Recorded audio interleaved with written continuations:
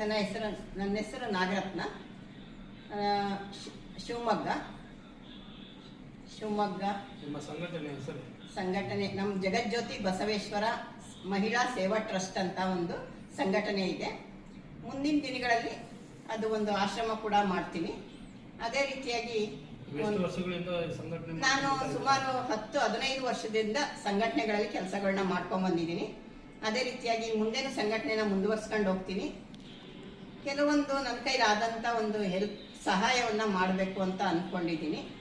ದಯವಿಟ್ಟು ಸಹಕರಿಸಬೇಕು. ಇದೇ ರೀತಿಯಾಗಿ ಶಂಕರ್ ಅವರ ಚಾನಲ್ ಶಕ್ತಿ ಶಂಕರ್ ಅವರ ಚಾನಲ್ಗೆ ಒಳ್ಳೆಯದಾಗಲಿ.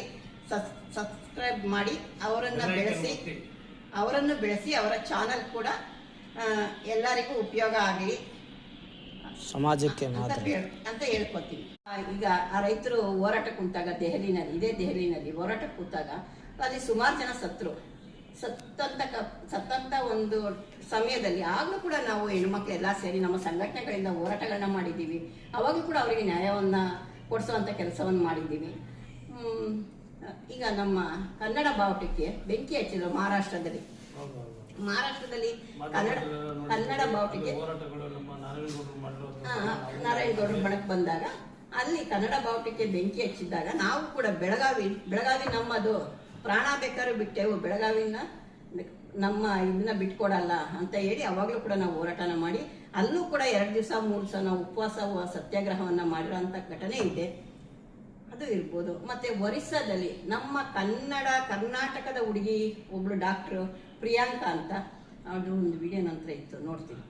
ಡಾಕ್ಟರ್ ಪ್ರಿಯಾಂಕಾ ಅಂತ ಆ ಹುಡುಗಿ ಕೂಡ ನಮ್ಮ ಮುಗಿತಲ್ಲ, ಲಾಸ್ಟಿಗೆ ಮುಗಿಸ್ಬೇಕು. ನಮಸ್ತೆ, ನಮ್ಮ ಹೆಸರು? ಡಾಕ್ಟರ್ ನಾಗರತ್ನ. ತಾವೇನು ಮಾಡ್ಕೊಂಡಿದ್ದೀರಿ ಮೇಡಮ್? ನಾನು ಆ್ಯಕ್ಚುಲಿ ಫಸ್ಟಿಗೆ ಜೀವನೋಪಾಯಕ್ಕೆ ಅಂತ ಆಟೋ ಓಡಿಸೋದನ್ನ ಕಲಿತೆ. ಅಂದರೆ ಸುಮ್ಮನೆ ತಮಾಷೆ ಕಲಿತೆ ಅದನ್ನ. ಅದು ಬರ್ತಾ ಜೀವನಕ್ಕೆ ಒಂದು ಆಧಾರವಾಗಿ ಬಂತು. ಆಮೇಲೆ ಹೀಗೆ ಮಾಡ್ತಾ ಇರಬೇಕಾದ್ರೆ ನಾನು ವೆಹಿಕಲ್ಗಳಲ್ಲಿ ಎಲ್ಲದರ ಮೇಲೂ ಪ್ರೀತಿ ಜಾಸ್ತಿ. ಕಾರ್ ಆಗಿರ್ಬೋದು, ಆಟೋ ಆಗಿರ್ಬೋದು, ಬೈಕ್ ಆಗಿರ್ಬೋದು, ಇವನ್ನೆಲ್ಲ ಏನು ಮಾಡ್ತಿದ್ದೀನಿ, ಎಲ್ಲದನ್ನೂ ಕಲ್ತಿದ್ದೀನಿ. ನನ್ನ ಟೈಮಿಗೆ ಯೂಸ್ ಆಗುತ್ತೆ. ಬಟ್ ಅದನ್ನೇ ಪರ್ಟಿಕ್ಯುಲರ್ ಆಗಿ ಮಾಡ್ತೀನಿ ಅಂತಲೂ ಹೇಳಕ್ ಬರಲ್ಲ. ನನ್ನ ಜೊತೆಗೆ ಸೋಷಿಯಲ್ ವರ್ಕ್. ಮೇಡಮ್, ನೀವು ಬೈಕ್ ಚಾಲನೆ ಮಾಡಬೇಕಾದ್ರೆ, ಆಟೋ ಚಾಲನೆ ಮಾಡಬೇಕಾದ್ರೆ ನಿಮಗೆ ನೀವು ಮಹಿಳೆಯಾಗಿ ನೀವು ಇಷ್ಟೆಲ್ಲ ನೀವು ಸಾಧನೆ ಮಾಡಬೇಕಾದ್ರೆ ಇದಕ್ಕೆ ಬಲವಾದ ಕಾರಣ ಏನಿರ್ಬೋದು ಮೇಡಮ್? ಬಲವಾದ ಕಾರಣ ಅಂದರೆ ಬಡಸ್ತಾನ ಒಂದು.